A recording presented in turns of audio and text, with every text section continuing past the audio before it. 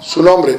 Gustavo Giraldo Díaz Granados, soy nieto de Gabriel Díaz Granados Bermúdez, una vieja gloria del fútbol colombiano.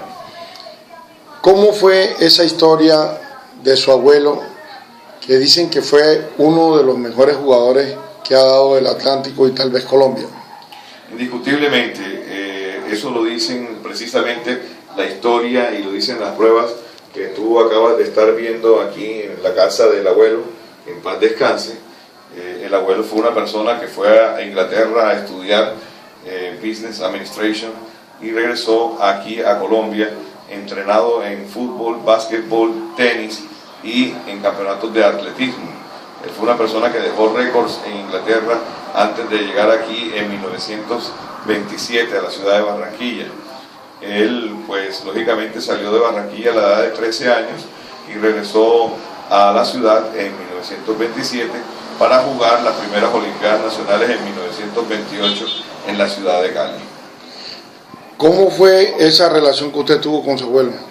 Bueno, es que el abuelo me sostuvo desde la edad que yo tengo, que tenía 4 años, y realmente todo el tiempo estuve escuchando sus historias y me convertí en el albacea de esas historias y de todas las pruebas. Como tú has podido ver, aquí se te han mostrado todos los álbumes y todas las pruebas de lo que se te ha ido narrando acerca de la historia del fútbol, del tenis y del básquetbol en Barranquilla. Eso veo que entre las cartas hay algunas donde se desbordan en elogio, y no solo por practicar una sola disciplina, sino su abuelo era algo así como Mandrake, porque practicaba básquetbol, voleibol, fútbol, y parece que se divertía en todas y en todas era bueno. Sí, es decir, mira, en Londres, como tú pudiste ver, hay una carta del Headmaster o director del Lindy Farms College International, que es la universidad donde él cursó sus estudios. Ellos se quedaron allá 3 años y lógicamente no podían volver a Colombia porque duraban un mes navegando para poder llegar a Colombia. Entonces ellos se metían a practicar todos los deportes, y fue así como Ezequiel y el abuelo Gabriel Díaz Granados dejaron récords en fútbol, en básquetbol y en tenis, y además en competencias atléticas. Pero no solo fue allá, cuando llegaron acá también hicieron prácticamente lo mismo. Sí, lógicamente, cuando ellos llegaron acá en 1927, ellos fueron, como te digo, pertenecieron al equipo de Barranquilla, que fue a representar al departamento del Atlántico en las primeras Olimpiadas Nacionales en la ciudad de Cali, que quedaron subcampeones, perdieron en fútbol contra el Magdalena. El Magdalena fue el primer campeón nacional de fútbol que ha tenido Colombia en la época del amateurismo. Se llamaban Olimpiadas Nacionales, que después pasaron a ser los Juegos Nacionales cuando empezó el profesionalismo en 1948. Tengo entendido que su abuelo tuvo una calamidad cuando prácticamente se pusieron de acuerdo para quebrarle la pierna, literalmente, y eso lo marginó mucho tiempo y después le causó prácticamente el retiro. Sí, la verdad fue que ellos fueron en 1932. Hubo una gran delantera cuando regresaron de la ciudad de Cali, de las primeras Olimpiadas Nacionales en 1928. Aquí los recibieron a punta de cáscara de mango y les hicieron mucha bulla porque sabían que ellos podían ganar las Olimpiadas. Sin embargo, no la pudieron ganar porque se les adelantó el Magdalena. Luego, después de 4 años, en 1932, se organizó un equipo, un mejor equipo, en donde entraron a jugar Romelio Martínez y Roberto Meléndez, además del Negro Caro y Néstor Ochoa, que se convirtieron en esa gran delantera de 5 jugadores que llamaban la pirámide inversa. Entonces jugaba por la derecha, jugaba por la izquierda Néstor Ochoa y Roberto Meléndez en el medio, Gabriel Díaz Granados como centro delantero, y por la derecha Romelio Martínez y el Negro Caro, César de la Rosa. Ellos golearon en la ciudad de Medellín a todo el mundo y sacaron al Magdalena, que fueron los primeros que sacaron. De los equipos que sacaron fue a la Unión Magdalena, y quedaron de campeones en la final jugando contra Bogotá, donde ganamos 4-1. 2 goles los hizo Gabriel Díaz Granados, uno Roberto Meléndez y uno Romelio Martínez. Pasando esto, Julio Jarlén Comelín habló con Samuel Jolopiter para ver si se podría financiar la traída de esas Olimpiadas a la ciudad de Barranquilla. Ellos querían hacer lo mismo que hicieron en Medellín, y mucho mejor, sino a la vista pues del pueblo barranquillero. Pero sucedió que en el partido inaugural de 1935, en el Estadio Municipal, jugando contra Medellín, un antioqueño entró al abuelo y le partió el pie, dejando por fuera de las Olimpiadas al gran capitán y centro delantero y goleador de la selección atlántica. ¿Qué pasó con eso? Eso dio al traste con las, digamos, con las intenciones del equipo de ganar ese campeonato. Ese mismo año perdimos el campeonato con el Magdalena nuevamente, producto lógicamente de que ya el abuelo no estaba como centro delantero y como goleador de ese equipo. Y sí jugaba Roberto Meléndez, Romelio Martínez, el Negro Caro, César de la Rosa y Néstor Ochoa. Usted tuvo una fuerte polémica con el gran periodista Chelo de Castro sobre el nombre del Metropolitano, porque aunque mucha gente por la campaña que hizo Chelo quería que el estadio se llamara Roberto el Flaco Meléndez, usted quería que llevara el nombre de su abuelo Gabriel Díaz Granado. ¿En qué terminó esa pelea o discusión o polémica y cómo se dieron las cosas para que finalmente se tomara el nombre de Roberto Meléndez? Bueno, mira, la verdad no era que yo no quisiera que se le pusiera el nombre de Roberto Meléndez al Estadio Metropolitano. Lo que yo nunca estuve de acuerdo fue la forma en que trataban de ponerle el nombre de Roberto Meléndez al Estadio Metropolitano, diciendo que Roberto Meléndez había sido el más grande goleador de la historia del fútbol colombiano, porque en esos momentos en que jugaba Roberto Meléndez estaba ya también el abuelo Gabriel Díaz Granado, y había muchos otros jugadores también de estirpe, como Julio Torres, ¿sí? Casagrande también, antes que ellos, ¿sí?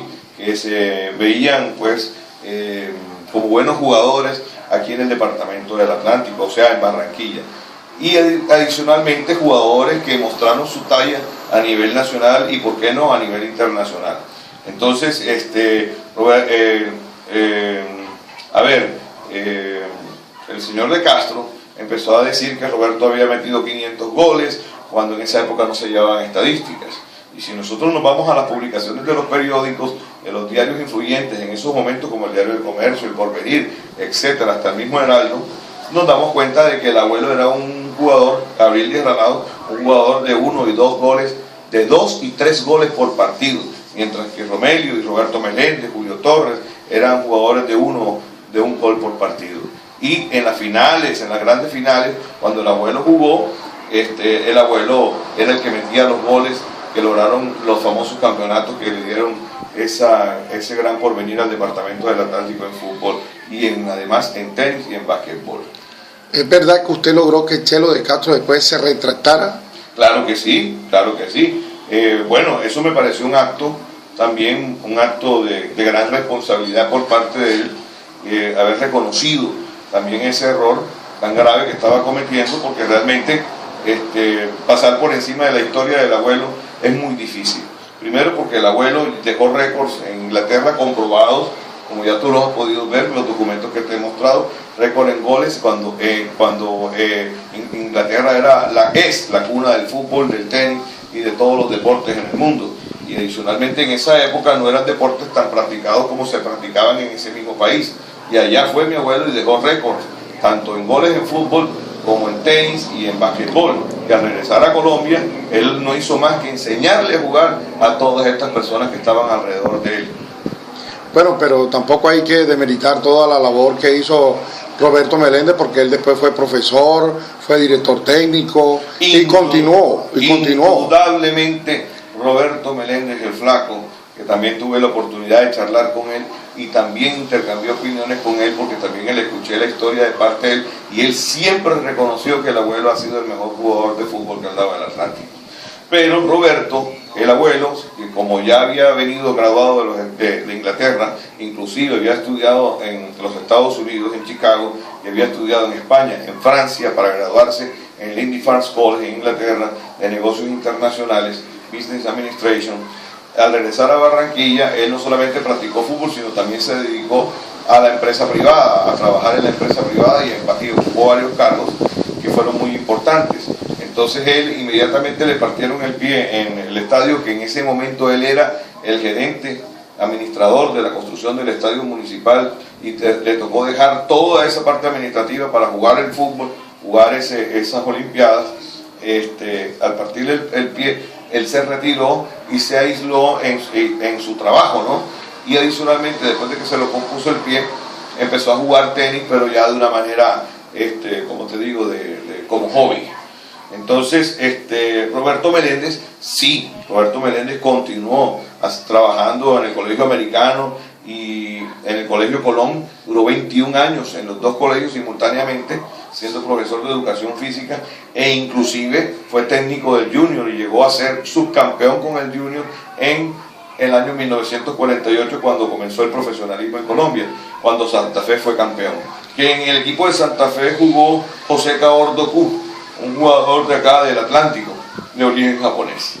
Pero su abuelo, se dedicó más a la parte ejecutiva, a la parte administrativa, y dejó un poco abandonado los deportes y más bien se dedicó un poco, como usted lo dice, al tenis de manera jovial, como hobby, con algunos amigos de esa época. Sí, ellos jugaban en el Hotel del Prado. Primero iniciaron en el Country Club, después pasaron a jugar en el Hotel del Prado y se hizo una liga muy importante. Adicionalmente de que el abuelo fue uno de los grandes impulsadores del tenis aquí en la ciudad de Barranquilla, ya que logró ser, además de ser campeón nacional de fútbol, logró ser campeón nacional de tenis y adicionalmente también campeón departamental de básquetbol. Y en el Country Club también jugó golf, porque fue gerente del Country Club y además fue el editor fundador de las revistas sociales del Country Club. A usted, cuando habla de su abuelo, se le nota un gran orgullo. ¿Qué legado le dejó su abuelo que usted habla con tanta emoción, con tanta pasión de toda su historia? Bueno, a mí lo que más me importa en estos momentos, yo lo que más le agradezco a mi abuelo fue esa educación que me dejó, el haberme apoyado todo el tiempo, el haberme colaborado, la adopción que tuvo hacia mí. Y te digo algo, a mí lo que me da es pena. A mí lo que me da es pena realmente cuando yo hablo de estas cosas del abuelo, porque él fue una persona tan avanzada, a ese señor, Dios lo hizo y le rompieron el molde, porque era una persona polifacética. Y yo no he tratado de hacer siquiera el 1% de lo que él fue deportivamente, físicamente, culturalmente, y te digo que eso ha sido muy difícil para mí. Ni clonándolo. Ni clonándolo. Sí, eso uno se da cuenta que antes uno se encontraba historias de gente que ha hecho de todo y ahora la gente hace una o dos cosas y están cansados, ya se duermen en sus laureles y no dan para más. Cuénteme una cosa, ¿qué de las cosas que le contó su abuelo, cómo era ese fútbol de antes con el de ahora? ¿Cómo lo podíamos comparar? Ni punto de comparación. El fútbol de antaño era una pirámide inversa, es decir, eran 5 delanteros los que se les ponían en esos momentos los equipos. O sea que era un fútbol de ataque, ahí nadie echaba la bola para atrás, todo el mundo echaba la bola para adelante. Inclusive era muy difícil que un equipo se fuera sin goles, porque si tú sacabas la bola de córner 3 veces, eso era penalti. Si la botabas del campo 3 veces para evitar que se fueran en contra tuya, era penalti. Es decir, el defensa no le devolvía la bola al arquero, siempre la tiraba era para adelante, la bola hacia adelante, la bola nunca iba hacia atrás, la bola siempre iba hacia adelante para que los delanteros hicieran la labor de meter el gol. Era una época de un fútbol ofensivo totalmente, no de un fútbol defensivo. Ahora que la gente se queja mucho de que algunos jugadores se les ve en parrandas, tomando con los picó, con indisciplina, se salen de las concentraciones, uno ve que había como más compromiso entre los jugadores de antes, se respetaba más el equipo, la camiseta, la hinchada, ¿no le parece? Mira, te voy a decir, eso no es muy cierto. Eso no es muy cierto. Realmente en esa época también los jugadores hacían sus francachelas y también hubo momentos muy difíciles. Aquí hay cosas pues que el abuelo me confió a mí y pues mal haría yo de pronto hablar de ciertas cosas, pero sí existía. Lo que pasa es que la gente estaba mejor alimentada, eso sí, porque en Barranquilla existía pobreza, pero no existía la miseria que existe ahora actualmente. Mi abuelo me cuenta que cuando ellos no comían en su casa y no les gustaba la comida en su casa, ellos iban a la casa del frente y comían de lo que había de la casa del frente y eso no era ningún problema. El hijo del vecino también hacía lo mismo. Y se sentían orgullosos de tenerlos invitados. Exactamente, había comida tanto en la casa pobre como en la del rico había la misma cantidad de Y le llamaban un buenas tardes. Sí. Le decían a uno, come toda la comida antes que llegue un buenas tardes. Claro que sí. Eso era una cosa impresionante. Entonces, ¿qué pasa? Hoy ya la gente, hay miseria y muchos de los jugadores vienen muy mal alimentados desde su infancia y resulta que eso da el traste en el futuro de ellos.